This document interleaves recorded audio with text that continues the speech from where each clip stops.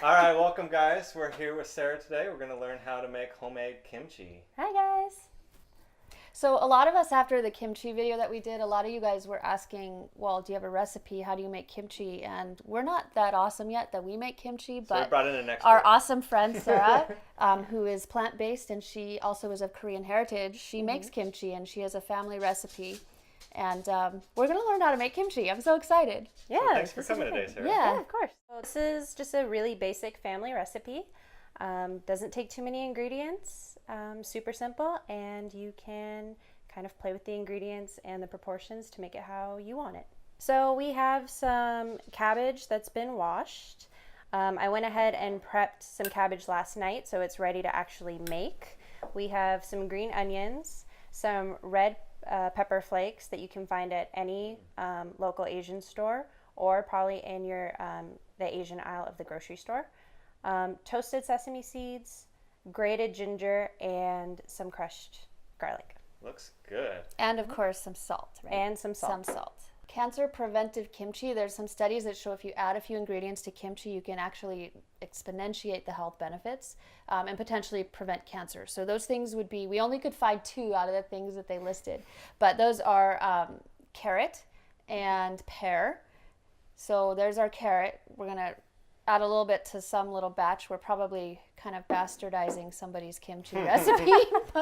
And then pear. And then the other things like the sea tangle juice. I don't know where we're going to find that, but I am always looking. Hopefully we can find it. I will say in my 26 years of being half Korean, I've never put carrot or pear, but I'm excited to try it. I don't think it's traditional in some families, but it sounds really good. Right, so it's not a traditional kimchi, but it's this cancer preventative Right. kimchi that they came up with. Yeah. I did do a little bit of research on sea tangle seaweed. So it's a type of seaweed that they actually make noodles out of. So it must be some type of the juice when they dehydrate the seaweed to make the noodles. So maybe they add that, but I guess super healthy. So if you do find it, let us know in the comments below, please. We'd love to get our hands on some. All right. Okay. Show us how we to get process started? the stuff? Sure. Okay. Once you have your cabbage cut, you're just going to pour a little bit of water. Not too much, just a little bit to make it wet. Okay. And then what you're going to do is you're going to take your salt and you're just going to pour it on. So don't panic. It looks like a lot of salt when you're preparing Korean food.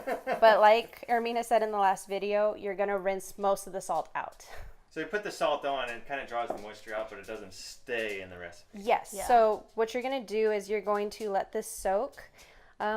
With one head of cabbage, you might soak it for 2 to 3 hours. About halfway through, go ahead and flip it so that way the bottom, you can put it onto the top so everything kind of gets submerged. Okay. And then eventually it's going to end up looking like this. So much more wilted. There's still a little bit of a crunch, but it's definitely more pliable. Oh, yeah. Gotcha. Okay. And that's something that has been processed, just like you said, and then sat overnight, or is it kind of just... So what I did with this one was I let it set for about 3-4 hours. Halfway through, flipped it. Okay. And then I went through and I rinsed it a couple of times just to get more of the salt out. Okay. Then just ran it through a salad spinner. Or you can just leave it through a colander for half an hour or something in your sink. Just let all the water drain. Okay. Nice. So you want to make sure that you're adding enough salt so that way the water, it kind of dissolves in the water. And that way all of the pieces get covered really well. All right, great. And honestly, my rule of thumb is it's better to add a little bit more salt than too little, because if you don't add enough, it's not going to get pliable and soft enough for the kimchi. And you can always rinse off the extra salt, so it's not a big concern. Okay, so the salt just draws out the moisture. It doesn't stay in the recipe, so it's not super critical of how much salt that you put on it. No, because it'll lightly season the cabbage, and if you have enough salt when you're actually wilting it all down, you might not have to add more salt later into the recipe, but it's all to taste. Okay, that's great. All Cool. right. All right. So then what's next? Okay, so that would sit for 2 to 4 hours, but for the sake of the video, we already have some prepared. All right. So what I'm going to do is I'm going to grab that big mixing bowl. All right, here we go. So we are wearing gloves because the red pepper flakes can actually sort of dye your hands. Oh, yeah, because normally I would just get my hands And you in are there. more than welcome to do that, but I've always watched my mom do it with gloves, and I'm going to honor my mom. I'm going to wear gloves. Awesome. So did you hear that, guys? Be sanitary, wear gloves. Yes. And did you hear that, guys? Always honor your mom. Yes. Okay. Big thing in Korean tradition. Moms are important. Yes, they are. All right, so we're going to dump Hi, the Mom. cabbage in. Okay, so cabbage is in. So the cabbage is in, and then really we can just start kind of adding ingredients. Ooh. So I have some ginger here. This is about thumb size. Because we're using 1 head of cabbage instead of 2, I might just use a little bit less. Okay. It's just going to bring out the flavor, but it's not going to be super noticeable. Okay. Oh, okay. All right. So now what? So now we're going to put in the crushed garlic. So this is Wait, about... what was this? This was the ginger. Yeah. That was the ginger. Okay. That's not completely necessary, but it adds a nice flavor. So if you don't have it, no fear. You can Okay. always just make your kimchi anyway. Okay. But if you have it, it definitely takes it up like another level. All right. Okay. All right. Add spice to it, right? A little kick. Okay. So here we have the crushed garlic. This is about 1 full bulb of garlic that's been crushed. So I'm just dumping in about half because, again, we're using 1 head of cabbage for this recipe. Normally, families make larger amounts, so we're kind of testing it by making a small batch. All right. Okay. All right, so What's next? we've got the ginger, we've got the garlic. Now it's time to add some of the fun stuff. We are going to add some green onion. Just makes it taste a little fresher. Also adds a little extra color because this is all going to be kind of red once we're done with it. And so it'll just kind of break up the cabbage a little bit. All right, so we're just going to add all the green onion Okay. because, you can never really have too much. I agree. Awesome. And then from here, it becomes the really fun part because now we're going to add the red pepper. Yay. So this is not your typical McCormick's red pepper flakes that you find at the supermarket. This is a really fine milled red pepper. It looks almost homemade. It kind of does. Wow. So you can find these typically in large bags in either the Oriental food section of the grocery store or any Asian market. When you're storing it, just store it in an airtight container in your fridge and it'll last for a super long time. Oh, Okay. great idea.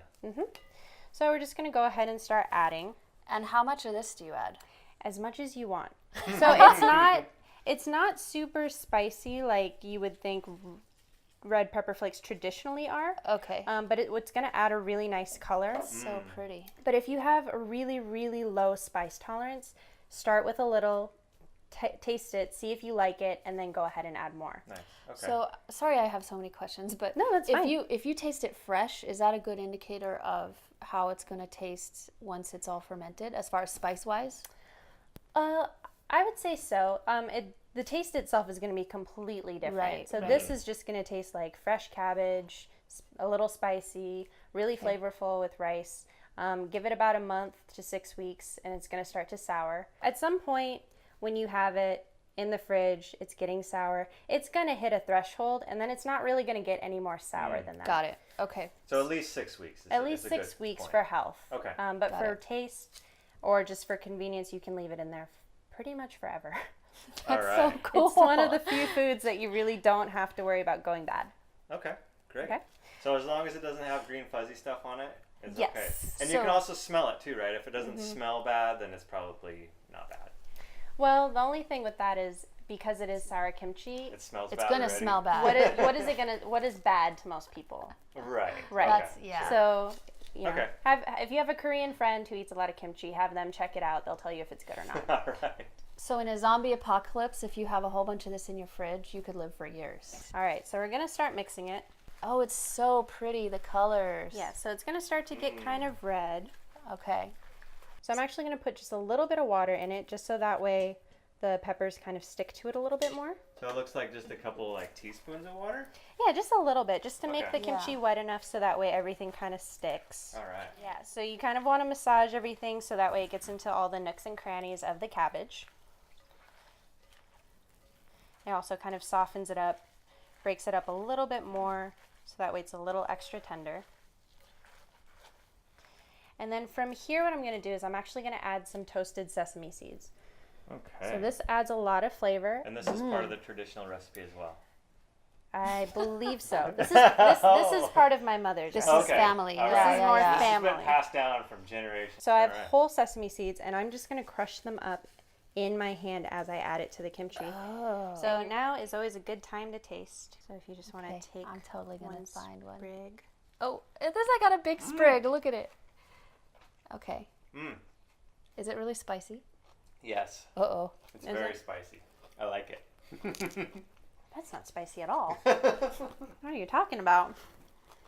That's a little kick. That's delicious. A little kick at the end. Mm-hmm. If for any reason, if you taste this and maybe not enough of the salt rinsed out initially, or it just tastes too salty for your palate, you can always add a little bit of sugar to it, Oh. mix it up, and then try it again, see. Okay. Because it'll balance out the saltiness. What's so cool is the recipe. I think it's pretty simple, pretty easy to make. You can do it. Takes a little bit of time with the soaking and the Yeah. rinsing, but overall, there's not that many ingredients. They're pretty everyday household ingredients.